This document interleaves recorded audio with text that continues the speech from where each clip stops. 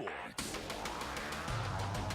Hello, everyone. I'm Alan Shope. Michael Coleman has the night off. Forget about Louisville heading to the Big 12. They are heading to the ACC. That announced today. That's bad news for Big 12 basketball fans. Bill Self has the Kansas Jayhawks off to a 5-1 start on the season. But how cool would it have been to see Louisville twice a year? Some reports now suggest the Big 12 might be looking at Cincinnati if and when they expand. Coach Self says 10 is great, but they got to leave the door open. I don't know if we could be a contingency plan. Brady Quinn will once again get the start for the Chiefs on Sunday. Cam Newton and the Carolina Panthers coming to Arrowhead. The Panthers looked very impressive in their win over the Eagles on Monday night, the 3-8 team though, and Cam not exactly having another standout year, but he did account for 4 touchdowns, and Coach says he's very dangerous. The play Monday since that he's the leading rusher on the team. Autograph Gate just keeps on going this week. ESPN and most national writers all over this story. KCTV 5 showed you on Sunday Jamal Charles asking for Peyton Manning's autograph after the game. If you ask me, it's not a problem. In fact, Brad Stevens a pretty big deal around here, and I would ask him for one if my mom wanted it. Still, Charles had to tweet out an explanation video with his mom yesterday just to calm down some fans, although a recent Kansas City Star poll says most fans don't really care. I don't think it's a bad deal, so I don't think it was a big deal.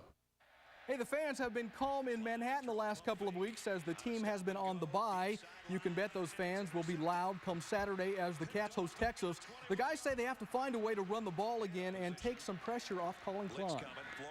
We've had some pretty bad games. The results are still bad. Hey, as expected, the White Puma named the MLS Goaltender of the Year. Jimmy Nielsen with another amazing season with Sporting. Nielsen played every minute of all 34 games for Sporting, including 15 shutouts. The guy is really good between the pipes, as he just showed right there. Yeah, he's not bad. He's quality play. And I will waive that customary $10 signature fee that I normally charge, but for you, free, baby. Love it. Hello, everyone. I'm Alan Shope. Brad Fanning has the night off. The Royals just 5.5 games back in the AL Central, but that could change tonight. After a day off yesterday, the guys in Minnesota tonight, the Royals are 34-39 and riding a 3-game winning streak. Tomorrow, they'll play a doubleheader with the Twins. That's a 2-gamer that manager Ned Yost is not a fan of. As a manager, you sort of detest. Do that, try to win the second one. Highlights tonight at 10. Hey, how can this guy not already be in the Royals Hall of Fame? Today, the Royals announcing that longtime legendary groundskeeper George Toma will be inducted into the Royals Hall of Fame in August. We got good people. You can't talk, you get tears in your eyes. You know, really dirt, man. After a couple of shaky games, Sporting Kansas City is ready to get back to their winning ways. Back home tonight, hosting Chicago. The club is currently second in the Eastern Conference behind DC United. A fun fact, check out KCTV 5 sports director Michael Coleman and It's Your Morning anchor Kelly Jones tonight on the pitch at halftime. They're playing in the media game. Highlights both coming up at 10. Kansas fans pretty happy with this last night as big man Thomas Robinson went 5th overall to the Sacramento Kings, and Tyshawn Taylor was drafted by Portland, then traded to the Nets. Not sure why teams do that. Coach Self says watching Robinson and Taylor go to the NBA was very special for him. I like all our guys, and I don't pay both men. Hey, and finally, the one thing we like in Kansas City, tough guys. And none tougher than new running back Peyton Hillis. Look at this. Today, Hillis pulled a truck. Hillis is pushing the Muscle Builder Milk Protein Shake. I think Brad and I need one of those. Hillis says it may not seem like it, but this helps him train for the season. He's pulling a truck. And I like to relate it to the field step a lot better. That is very impressive. Hello, everyone. I'm Alan Shope. Brad Fanning has the night off. The Royals had the night off last night, but getting back to work tonight. The team's 0-6 start at home is the worst start in team history. Look at this. Clint Boyer throwing out the first pitch tonight. I'm pretty sure that was a changeup. Move to the second, and it's Moose. Mike Moustakas will hammer that one deep to right. It gets out of the park, and the Royals take the 1-0 lead early on. Now jump to the third. This is good news. Look at this. Alex Gordon swinging the stick. That's going to go to the corner. He might have been able to stretch this to 3, but he holds up with a double. So that's a nice double for Alex. But here's something that hasn't happened in 33 years against the Royals. Eric Hosmer hits into the triple play. Look at this.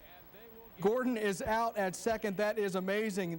Hit to first right there. There's 1, 2, 3. The Royals will collect their second run on the wild pitch right here. Francoeur scores to the board. Right now, Ho Cheever looking pretty good through 5. Actually, it's into the 7th now. Royals lead this one 2-1. The Cup Series has made it to Kansas for race number 1 this season. The second race at the Speedway is in October. Carl Edwards looking very good on speed today. The Missouri native near the top of the charts most of the day early on.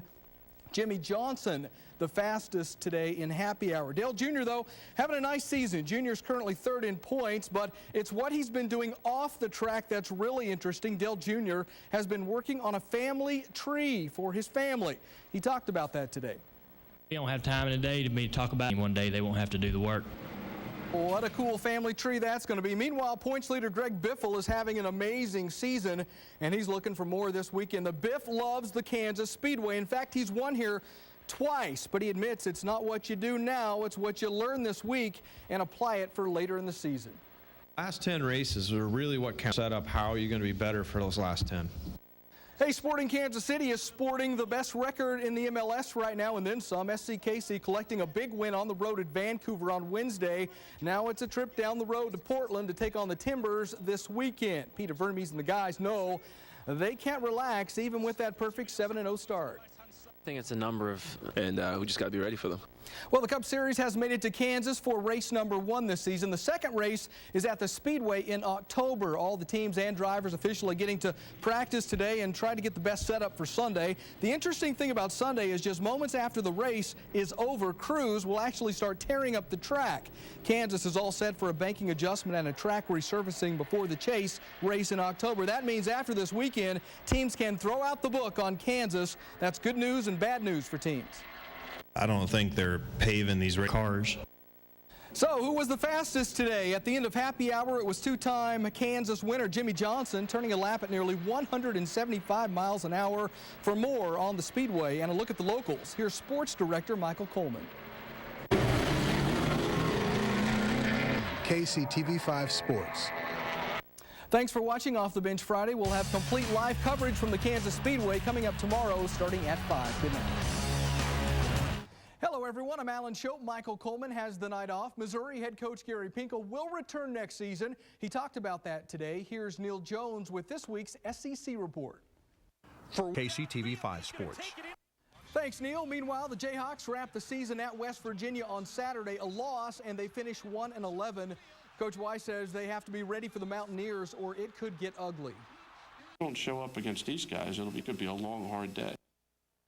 No charges will be filed against Missouri guard Michael Dixon. This, according to the Kansas City Star. The Star reporting today, the Kansas City native was accused of forcible rape in August, but was not charged. According to the Star, the case was closed on November 16th because of insufficient evidence. To this point, the suspended guard has yet to rejoin the team. Former Chiefs head coach Dick Vermeil was back in Kansas City tonight. Coach holding a wine tasting for one of his Vermeil wines over at Jacobson's near downtown Kansas City.